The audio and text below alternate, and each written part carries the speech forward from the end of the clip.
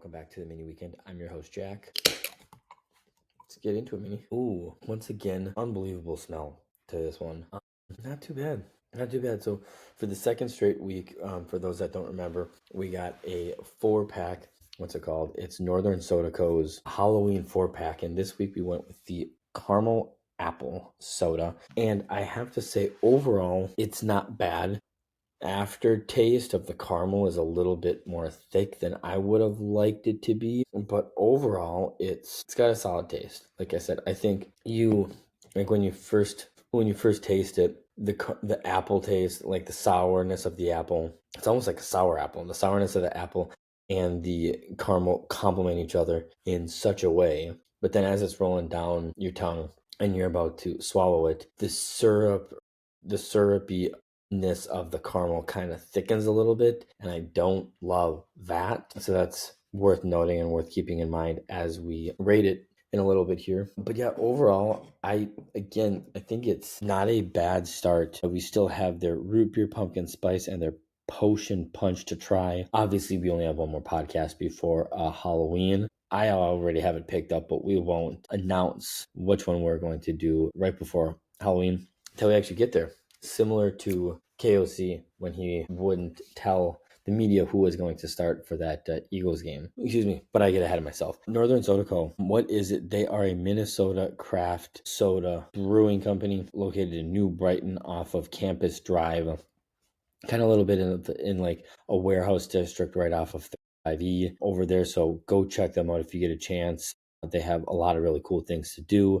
You can get tours. They have a ton of merch, ton of different things you can get. They have like a bar top where you can sit at and get your stuff right off the tap, which is super cool. You can get dirty sodas where you can mix them with float stuff, things of that nature. They have arcade games you can play. They have board games you can play.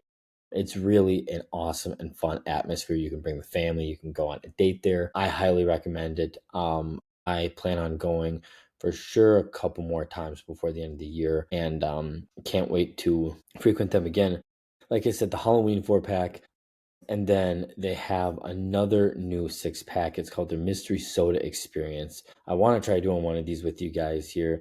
It is a limited quantity, and then if you weren't listening last week, you can now have your soda shipped from Northern Soda Co. So for the longest time, if you went onto their online store, you could mix and match case of soda, 4-pack. Actually, wow, you can mix and match as big of a case up until 24 as you want and get it shipped to you, which is really cool. Keep in mind with that they are still only open Thursdays, Fridays, Saturdays, and Sundays. So if you were to order something on Monday, they might not get to it until later in the week. But yeah, really, really cool stuff. I urge you guys, if you have not checked them out, go check them out. You can go to northernsoda.com and you can find them all over social media. They're on Instagram, Facebook, X, and TikTok. So with that, let's go.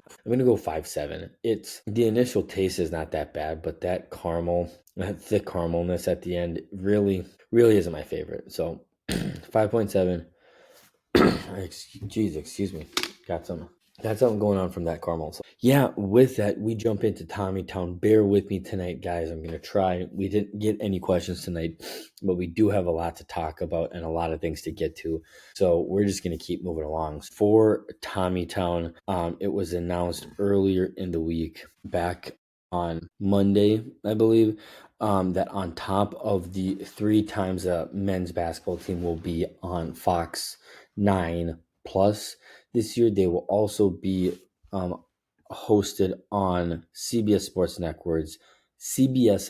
Network back-to-back in the 25-26 season. I apologize that I cannot speak tonight for the podcast. They will host Kansas City and face South Dakota State in back-to-back network airings. They'll be exclusively broadcast on the CBS Sports Network as its February 1 matchup against Kansas City and February 4th game at South Dakota State were announced as part of the league's new 7-game lineup for men's basketball on the network. Summit League preseason favorites Tommies will host the Roos at a 1 p.m. tip-off game on Sunday, February 1st, the 9th meeting between the two programs all time. The Purple have won 5 straight in the series, including a 68-65 win in Kansas City, Missouri, and a 65-59 win in St. Paul last season to close out the program's tenure at Schoenecker Arena. 3 days later, Tommies will head on the road to face South Dakota State in Brookings, South Dakota at 6 p.m. The Tommies split the 24-25 season series with the Jackrabbits, winning by a score of 73-72 at home before losing 102-86 in South Dakota. And the Purple, actually, I didn't realize is still getting ready for the podcast. They're still looking for their first win in Brookings since joining the Summit League. So it'll be really cool.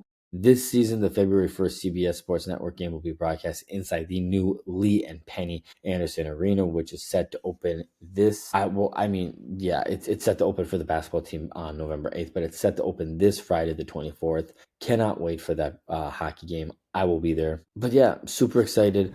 CBS Sports Network, it's also worth noting, will also air 4 games of the 2025 Summit League men's basketball tournaments. The men's semifinals will air along with the title game on Sunday, March 8th. So that is what we have for the men's basketball team. For the hockey team split this last weekend in Colorado against Air Force on Friday night, dispatching of the Falcons 11-2, featuring 5 first period goals. The Tommies received 11 goals from 1, 2, 3, 4, 5, 6, 7, 8 different goal scorers.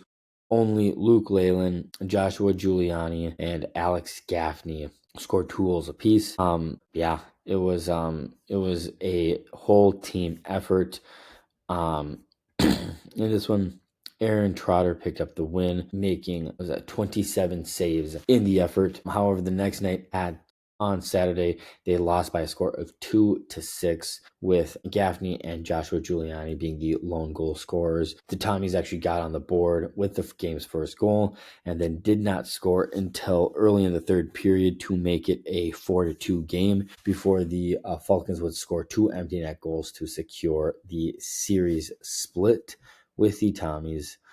And now we'll get ready for their first home series in the new Lee and Penny Anderson Arena that I will be at Friday against the Providence Friars. The first one on the 24th will be at 7:07. I will be at that game. If you see me, come say hi. And on the 25th, it'll be at 7:07 as well. But before we move on from the team, graduate transfer Alex Gaffney this last week was named CCHA Forward of the Week after a 5-point weekend propelled him to the top of the CCHA.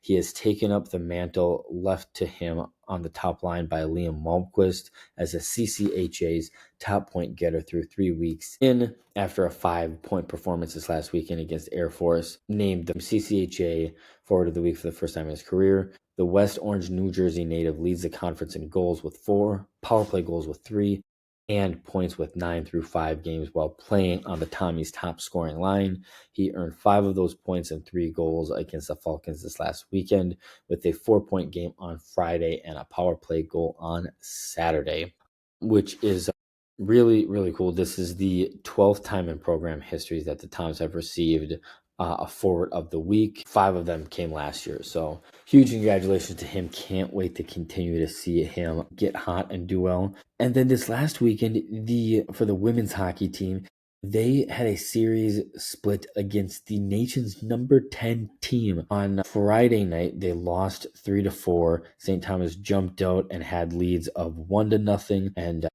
2-1 from goals from Riley Bartz and Ella House. Unfortunately, the difference maker would be a two late goals in the third to tie it up to bring it to overtime, and St. Cloud State would get the overtime winner. Kara Savajek would get the third goal for the Tommies Friday night. Julia Minotti picking up the loss. However, on Saturday night, the women's team won 4-3 as after holding a 1-0 lead, they would give up 3 straight goals, scoring 2 straight in the third period to tie up the game, and just over 30 seconds into overtime would win the game from a goal from Janessa Gazdic. So a huge congratulations to them. This was the first time in team history that they have beaten a ranked team, and it was Danny Strome that picked up the win, getting 25 saves in the effort. So huge congratulations to them. And just like the men's team, they are hosting the Providence Friars, I believe. Providence Friars on Friday and Saturday. They have earlier games before the men do. So on Friday, their game will be at 2 p.m. And then on Saturday, their game will be at 1 p.m. So good luck to them. Can't wait to see how they go. But just like the men's team, the junior defender, Ella House, was named the WCHA Defender of the Week after her incredible performance against St. Cloud State. The junior defender tallied 2 goals and 2 assists and had 6 block shots on the weekend. This is the first WCHA weekly honor of her career, so a huge congratulations to her, and can't wait to see both of these teams in action this weekend in their new home arena. As for the football team, they got a much needed and for the first time this season back-to-back wins on the season, dispatching of Valparaiso 55-17, and let me tell you guys,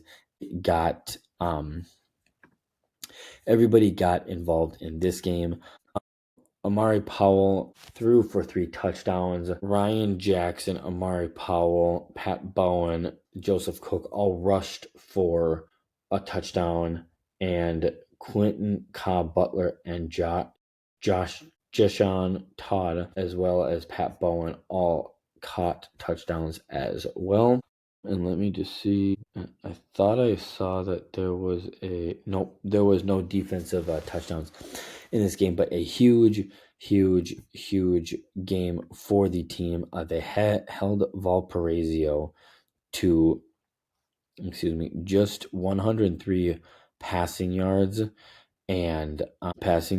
which was really awesome. You love to see your defense making a team one-dimensional, but just like anything, gotta look forward to the next game, and they will be in DeLand, Florida this weekend, the 25th at 12 p.m. Central Standard Time for a game against Stetson, and it's still looking like they're going to have to win out Stetson, Morris, Drake, and Presbyterian. I think winning the Pioneer Football League is going to be a very much of a long shot with the teams ahead of them continuing to win this week, and I think their only shot is to beat Presbyterian in the final season, who will more than likely be ranked. Right now they're 16, beat them, try to get ranked themselves, and maybe eke into a playoff spot that way. I think at this point, with their slow start to the season, I think winning the Pioneer Football League is out of the question. But still a lot of football to be played, and crazier things have happened. So that's what we have for the Tommy football team. For the Gopher football team, they were in action this week, and they got another big win over number 25 seeded, winning 24-6. Nebraska jumped out to a 3-0 lead at the end of the first quarter, and Minnesota would actually go into halftime leading 7-6 off of a Drake Lindsay 1-yard touchdown run. However, in the second half, Lemecki Brockington would catch a 20-yard pass from Drake Lindsay, and Darius Taylor would get a rushing touchdown to put the game on ice against the Cornhuskers. This Minnesota defense held Dylan Raiola to just 177 total passing yards, which was pretty impressive, despite only having the ball for only a couple extra minutes than Nebraska. But really, this was a pretty even dynamic game from the Minnesota Golden Gophers, getting 153 yards through the air from Drake Lindsey, and then getting 186 rushing yards on the ground from the likes of Darius Taylor, Fame, Ijabol, Cam Davis, and even Drake Lindsey as well. And then you also had Jalen Smith, Lemecki Brockington, Darius Taylor, and Malachi Coleman, and Jason Gears all go for 14 yards or more. Jalen Smith leading the way with 59 yards. But yeah, I think if you're the Golden Gophers, you have to feel good going into the remaining schedule here. I think they have a really good opportunity here to go on a little bit of a winning streak. Going into Iowa, 2:30 p.m. game on Saturday, and then a game against Michigan State, who not doing well this year, before gearing up for a game against one of the top teams in the nation in Oregon, and then Northwestern Wisconsin. And if I'm being completely honest with you guys, with 5 games remaining, I like their chances of going 9-3. Will that be good enough to, get? I think their only shot. There are some people that are like, oh, they're going to get into the college football playoff. No, they're not. I think their only shot is to beat Oregon by at least 14 points. And even if that happens, I don't see it happening. Right now, both Indiana and Ohio State are 4-0 in conference play, 7-0 all time overall record. Oregon's 6-1. Northwestern's 5-2. So if the Gophers can run the table and beat Oregon by at least 14 points, they have a chance. But I don't like their chances. But I still think this year, after, I think unfortunately they're going to look back at that California game. And if you go 10-2, maybe it's a little bit different. But yeah, it'll be interesting to see how this team goes. But I think beating a Nebraska team that's been playing really well to start the season was a huge accomplishment for them. And I think it's starting to, people are, it'll put them, a win like that will put you on the map and get your team getting talked about in good ways, definitely. All right, so with that, we now move on to our college football picks for week 9. Once again, before we get into these, that I want to remind you guys, and I will do this as long as we continue to do picks for you guys. I'm not a financial advisor. Everything that I give you guys is based off of my opinions and the research that I do. I am not liable for any losses, just like I won't come after you for any winnings. Do with these picks what you will. And if you have any gambling issues or feel like you might, call 1-800-GAMBLER and they will get you the tools and the help you need. But with that, this last week, we did not go 1-3 again, but we did go a perfect 500, 2-2, Ole Miss plus 7.5, and Notre Dame USC over 61.5, both hit. But Miami didn't cover 13.5 points. They actually lost. And Maryland UCLA did not go over 51.5 points. So we're now sitting 11-13 on the year for our college football picks. But you guys know how this goes. We always bounce back. So with that, the first pick of the week that I like is Missouri and Vanderbilt to go over 52.5 points. Both of these teams feature explosive offensive, including Missouri's quarterback. He has been slinging the ball lately. And so has Diego Pavia for Vandy, who we picked them before in games. We know how electric that boy is, which means both of these teams have the capability to put up a ton of points, which also means on the other side of the ball, neither of these teams are known for their defense or seem to play much defense. So give me the over 52.5 in the Missouri Vanderbilt game. Second game I like for you guys is Georgia Tech minus 17.5 over Syracuse. Georgia Tech's defense ranks in the top 15 nationally against the run, while Syracuse's offensive line remains a major, huge vulnerability for them. Model marks Georgia Tech as one of the strongest double digits cover bets for the week. So give me the Yellow Jackets minus 17.5 versus Syracuse. Third pick we got for you guys, Alabama minus 11.5 over South Carolina. Alabama has covered in 5 of its 6 games.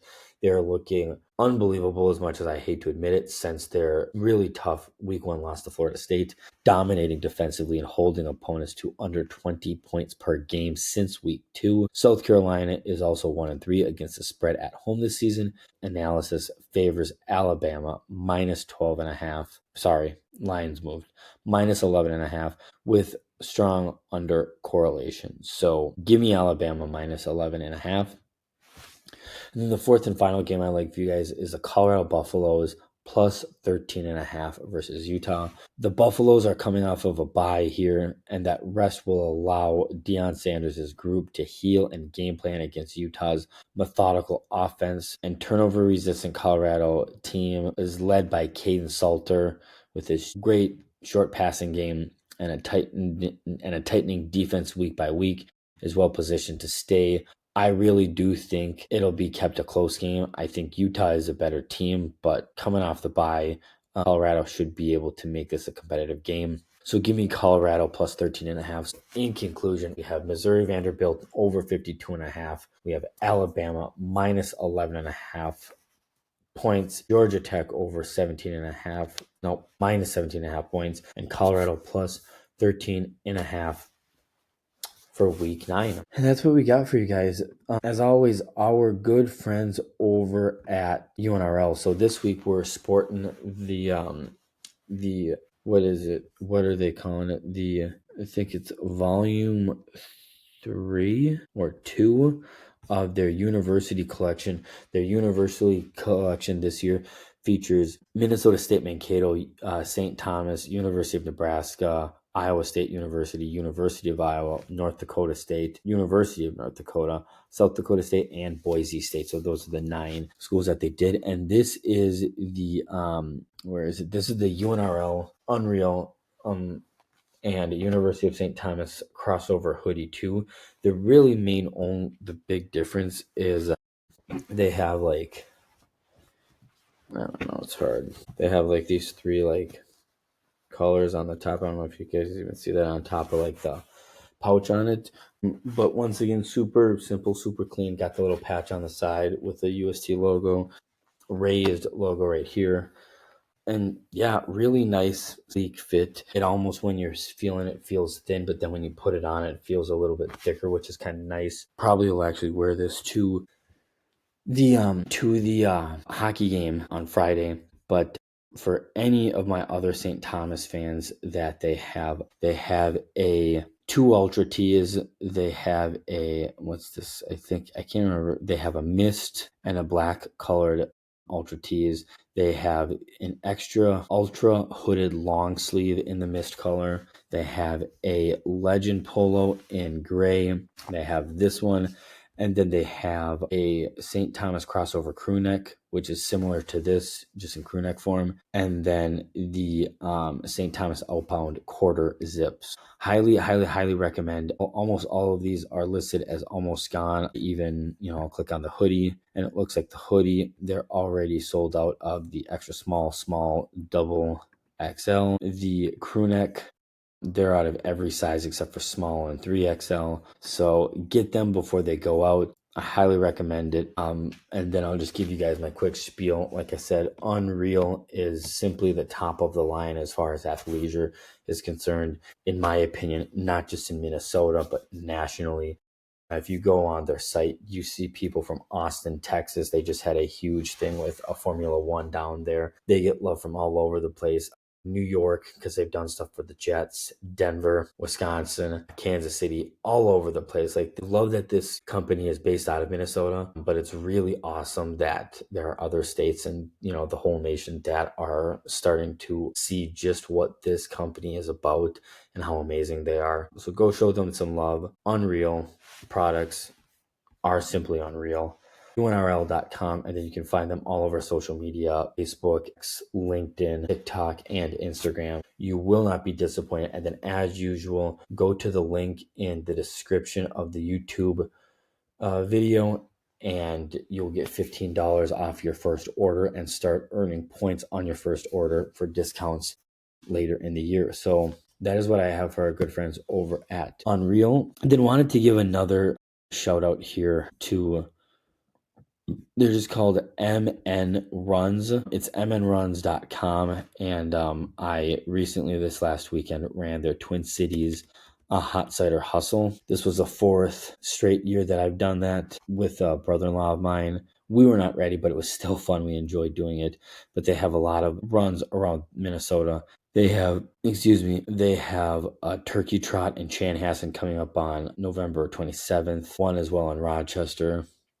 What's this one? Oh, it's day one, New Year's Day virtual run walk on January 1st of 2026. And then it's already come and gone, but the Bloomington and Rochester, Minnesota hot cider hustle. And I believe they have other runs, but they've already happened. So go show them some love as well. It's always a good way to get out and show support to local Minnesota businesses and get out, stay active, get some exercise, and enjoy the greatness that is Minnesota fall weather. Truly, I think it's second to none in my opinion. Wow. All right. So with that, now jumping into our professional teams here. So really quickly, the Minnesota Wild kind of stumbling out of the gate here. They had an earlier game tonight, and they just wrapped up a 5-game road trip and managed to get 3 points out of it. An overtime loss in Philadelphia on Saturday, and a regulation win against the New York Rangers on Monday. And it's really weird to see how this team has gone, because they started off, so what's that? They're 8 games into the season. So their first 4 games into the season, they were 2-2, and in those 4 games, they scored 15 goals. 14 of those goals came on the power play. Their first goal of the season was the only goal that was scored 5-on-5 in the first 4 games of the season. Since then, in their last 4 games that they've gone 1-2-1, they not only are 0-4 on the power play, but have only scored 6 total goals, 5 of them coming on 5-on-5, with one of them coming with an empty net 6-on-5 opportunity. So I think, the biggest thing this Wild team needs to do is just find a way to be consistent. They had a tough go early on. You hate to look for excuses, but if you look at this early season road trip, you go to Dallas, to Washington, to Philadelphia, to the Rangers, and to the Devils. And if I'm being completely honest, not being disrespectful to any teams, because this is still the NHL, between those 5 teams, really the only team that is probably not in a position, or people not thinking they're going to make the playoffs, is the Flyers.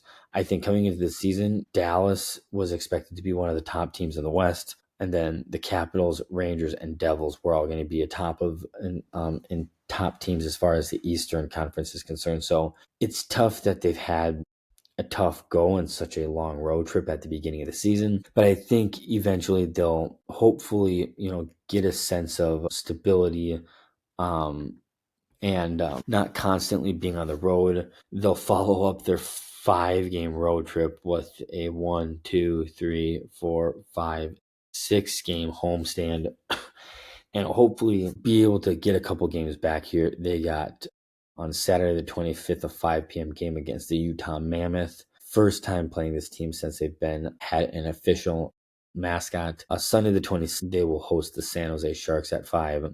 And then Tuesday, the Winnipeg Jets will come to town for a 7 p.m. game. And those are the only 3 games that we will have before the next podcast. But yeah, I think it's strange, seeing the first 4 games seeing them be so dominant on the power play, not being able to really get anything going 5-on-5. And in the last 4 games, the opposite, but just not managing to score enough goals to win. And so far, Wallstead is 1-0-1 on the season, putting Gus at 2-4 on the year, picking up all 4 regulation losses, unfortunately. So here's to the Minnesota Wild figuring it out. All right. Oh man, I meant to bring this up even before we talk about that, before the Wild. But the MLB postseason, the World Series matchup is set. We have the number 1 seeded Toronto Blue Jays coming out of the American League, and the number 3 seeded LA Dodgers coming out of the National League. And I have to say, if you if you were to ask me who I'd be rooting for, I can't really in good faith really root for either of these teams. When it comes to baseball, I hate come playoff time. I hate rooting for the big city teams. I hate rooting and having to watch, for Boston or for the Red Sox. Sorry, the Boston Red Sox, the Yankees, the Mets, these big market teams. I'd so much rather, root, the Mariners, or even who else, or even like the Reds, some of these teams that got, the Padres, these smaller market teams. So on one hand, I don't want to root for LA because fuck the Dodgers, fuck the super teams, right? But at the same time, I don't want to root for Canada either. So there's really no winning in this one, but if I'm being completely honest with you guys, I probably won't watch much, if any, of the series other than maybe highlights. But nonetheless, good luck and congratulations to both Toronto and LA making the World Series this year. We'll have to wait and see. Game one, for those that are interested, will be in on Toronto, Ontario, 7 p.m. Friday, October 20th. And then the NBA season kicked off last night, Tuesday, before we came on. Season kicked off with two pretty good matchups. Oklahoma City in the first game of the season defended their banner night, winning in double overtime, 125 over to 124 over the new look Kevin Durant Houston Rockets. And then the Golden State Warriors came into LA, beating them 119 without LeBron James.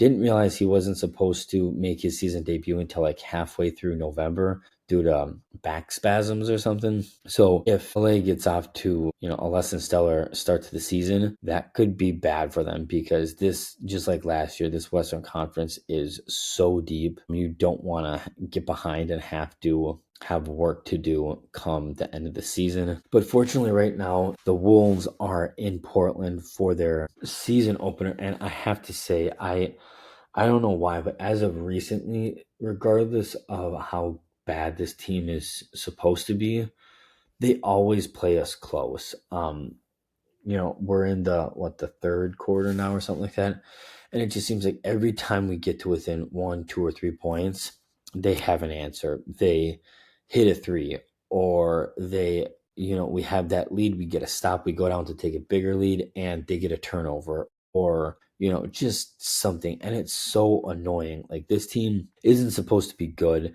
in our specific division. I think, other than Utah, they should be right at the bottom of the Western Conference, as far as I'm concerned. So there's no reason that we can't be up on this team by at least 10 right now. But there, as much as I hate to admit, are self-inflicted wounds where we've taken some bad shots. We've heaved up some things thinking we're going to get a foul call. We don't. But first game of the season, hopefully they can take advantage and get the first dub of the season in Portland. But yeah, other than that, not a ton to talk about on the Timberwolves yet. They will continue to be on the West Coast and travel to LA for a game against the Luka Doncic-led Lakers at 9 p.m. on Friday, before coming home for their home opener against the Indiana Pacers and a quick 3-game homestand. 6 p.m. they will host on the 26th the Pacers, and then on Monday, October 27th at 8:30 p.m. Nuggets will come to town, and then on the night of the next podcast on the 29th, the Lakers will come to town for an 8:30 games. Yeah, should be a fun season. I talked about it a couple nights ago when we dropped the NBA preview, NBA/Timberwolves preview podcast. And I really do think that the Wolves have an opportunity to head into December as a top team in the league. They're lucky they get to play some of these teams early on in the season, like, Indiana without their star, Charlotte twice, Utah twice, Sacramento, who's not supposed to be that great, twice, Washington, three times Sacramento, Washington, Phoenix, Boston without Jason Tatum. But then at the same time, they do have some good games. We got Denver twice, Oklahoma City once, San Antonio, that'll be a good game, Dallas, just to see, where we line up with them. But I anticipate them getting off to a hot start after having a year to kind of get cohesive with each other and gelling, and hopefully should lead to some good things down the road for the Timberwolves. So that's what we have for them. For the Minnesota Vikings, just like we kind of do every single week, we'll kind of go through that tough game against the Eagles that, yes, I was at, get into our picks, and then at the end of the picks with our pick, we will kind of briefly talk about the Vikings short week with their game tomorrow night against the LA Chargers in LA. And yeah, I gotta be honest with you guys, like as much as it sucked to have that, ghost holding call on 4th and 5, 4th and goal or 3rd and goal when when he threw the ball to Speedy for the touchdown. As much as it sucked to have that touchdown get called back from TJ Hawkinson, I'm sorry if you don't want to hear it and if it triggers you. That was a catch. Like, again, we talked about it in our mini pick'ems earlier this week too. If you're going to call that Devonta Smith catch earlier in the game, no, it was only for 5 yards. But if you're going to call that a catch, you have to call that TJ Hawkinson one a catch, or else then we're back to, the clean slate of what is a fucking catch. Like, that was clear as day, the exact same thing that happened from what I have been told and from what I've heard. As long as, I know you need to maintain possession, but as long as you keep the ball in your hand, in your being, and it doesn't touch the ground, that is a catch. And that's what Devontae did. That's what TJ did. And that, again, that single play isn't the reason we lost, but you can argue that happens and we don't have to settle for 3 points. Maybe we do win the game. But again, there were just a lot of things that went wrong. We also lost because Carson Wentz two very bad interceptions. Even the one where he was about to get sacked like a rag doll. It was only 2nd down, so he could have just taken a sack, turned into a pick 6. That was just such a bad look to throw it to Jordan Addison. I originally thought he was throwing it away. Turns out he wasn't. Going 1 for 6 in red zone attempts, I'm sorry, that's just not going to win you a game. 90%, 95% of the teams in the league, you're not going to beat them by kicking 5 or 6 field goals. You're just not. You need to get touchdowns. To go 1 and 6 in the red zone is abysmal, and you can't have it. And it was embarrassing. There were a lot of things that went wrong, which kind of goes into another thing I thought we should talk about before we get into picks and game is just earlier today, before we came on the podcast, or not before, but earlier in the day, KOC announced Carson Wentz is going to be starting. And I get you want to keep rolling with him. And I heard, I think it was Judd or Mackey talking about that he's a king of Thursday Night Football. He's a perfect 7-0. He was a little beat up going into the Philly game. He got a little bit more beat up in that Philly game. He had a bad game. Not only did he throw 2 bad interceptions, but he was missing clear as day. That catch to Jordan Addison, if he overthrows him and leads him, that's a walk-in touchdown right there. He doesn't have to come back and get it. It was just an overall bad game from Carson Wentz. I was even talking about on the pick'ems, and I stand by this still till right now, even when he is announced as our QB1. For me, I would, obviously it doesn't sound like JJ is 100% healthy, but I would have started Brosmer. See what you have in Brosmer, and wait patiently until JJ, inevitably in the next week or 2, is 100% healthy, because I am a believer, regardless of if we win 2 or 3 straight games with Brosmer, Wentz, whatever, whenever JJ is healthy, you play him. He needs to develop. He needs to get his wits about him, and we need to see what we have in him, and then evaluate and go from there. So yeah, with that, why don't we get into our bets for week 8 of the NFL? So the first one I have for you guys, the upset of the week, I like the San Francisco 49ers plus 1.5 over the Houston Texans. The Houston Texans are on a short week. I know they're at home, but they're on a short week, so I'm surprised they're favored in this game. Very interesting play.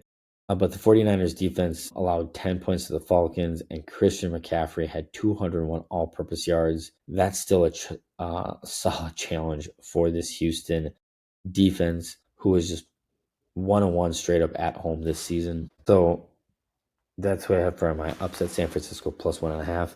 My lock of the week is Atlanta minus 7.5 over the Miami Dolphins. The Dolphins face just another brutal pass rush this upcoming week on the road, with Tua teetering towards being benched for rookie Quinn Ewers. The Falcons also have an inconsistent QB and Michael Penix Jr., but I think he's got a little bit more support from the likes of Bijan Robinson and Drake London than Tua has with A-Chain and Waddle. I think Penix tends to respond better playing at home this year so far. So give me Atlanta to cover the 7.5 points. And then for the Minnesota game, you guys are finally going to see that I don't just pick the Vikings every single week. I'm actually just going to take the Chargers minus 3.5 in this game.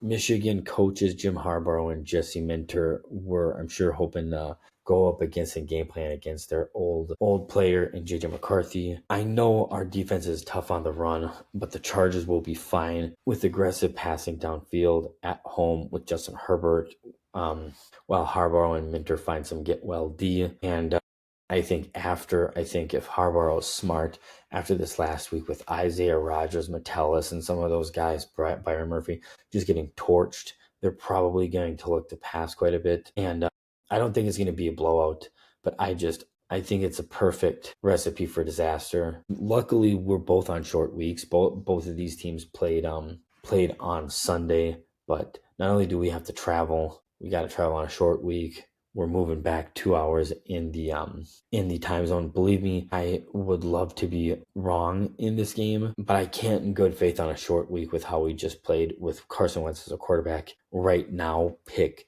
the Vikings to win this game. Give me the Chargers plus 3.5.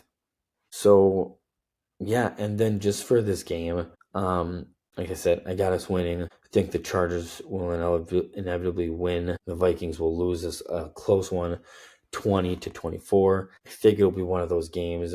It's 2024. We get the ball with, just over 2 minutes, just under 2 minutes, needing a touchdown, and we just can't get it. That's how I think it's going to go on this one. We're going to have our hands full. It'll be nice to kind of have a mini bye getting ready to go to the Lions in week 9 in Detroit, and hopefully get JJ ready to get going against a tough defense. Hopefully he's good to go that game.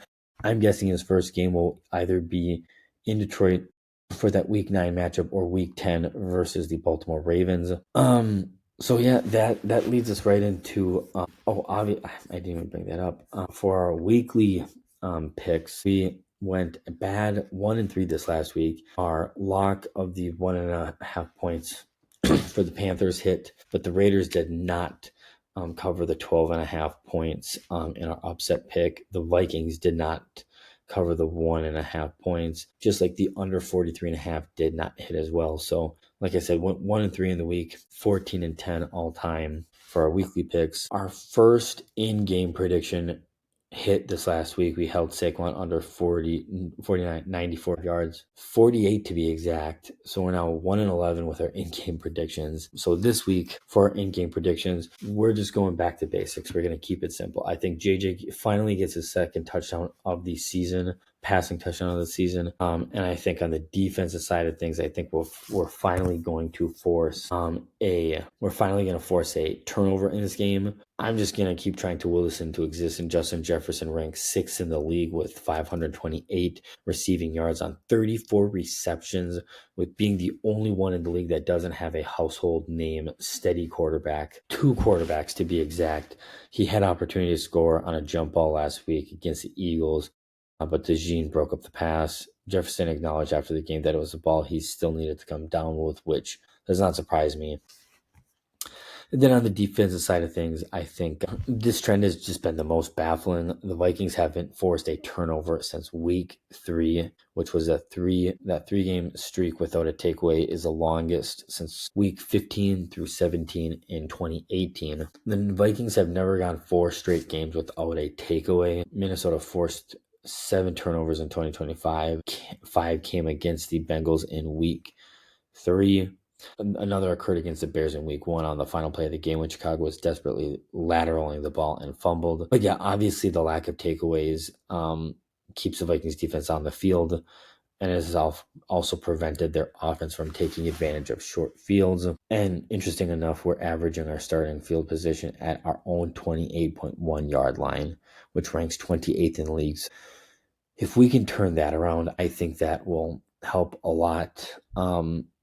Especially just to get this offense kind of rolling again. It doesn't need to be an all season necessarily thing, but even in these next couple of games, if they can kind of pump that up a little bit, it should be a good one. It should be a good one, and if nothing else, I think it'll be a close game. And the last thing I wanted to say about the Vikings before I give you guys our other picks for the week and then let you go for the night, I'm just going to reiterate a point I made on Tuesday last night about the Vikings. I'm not going to sit here and say at 3-3 that we're going to win the division. I'm not even sitting here and saying at 3-3 we're going to get into playoffs as a wild card team, and I'm sure as hell not sitting here going to say at 3-3 we're going to win the Super Bowl. But what I will remind you guys is back in 2016 or 2018, this Vikings team that had that had Stefon Diggs, Adam Thielen, Kyle Rudolph, all these offensive weapons. We started 5-0 on the year. We were rolling. Everybody was giving us our flowers. We looked amazing. That team proceeded to go 3-8 the rest of the season and didn't even make the playoffs. So crazier things have happened.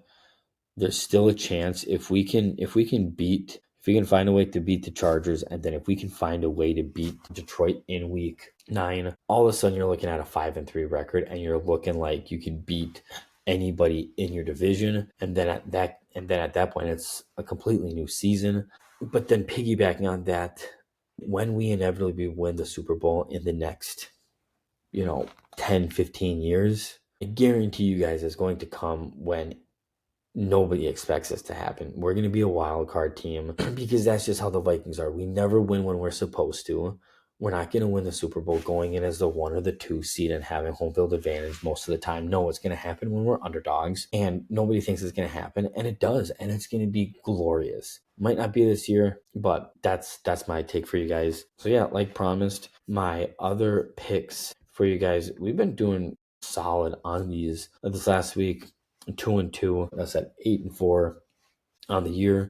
But the 4 other bets I like for you guys this week, I like the Colts to cover 14.5 points against the Titans. Again, both these teams are just trending in the wrong directions. The Colts are one of the best teams in the league. And the Titans just fired their coach and they're starting from scratch. I got the Packers and Steelers game to hit over 44.5 points. I think both of these offenses are going to put up points. Defenses will be okay, but not great to keep a ton of points off the board. I got the Bengals to cover 4 points. I'm surprised that line's not bigger over the Jets.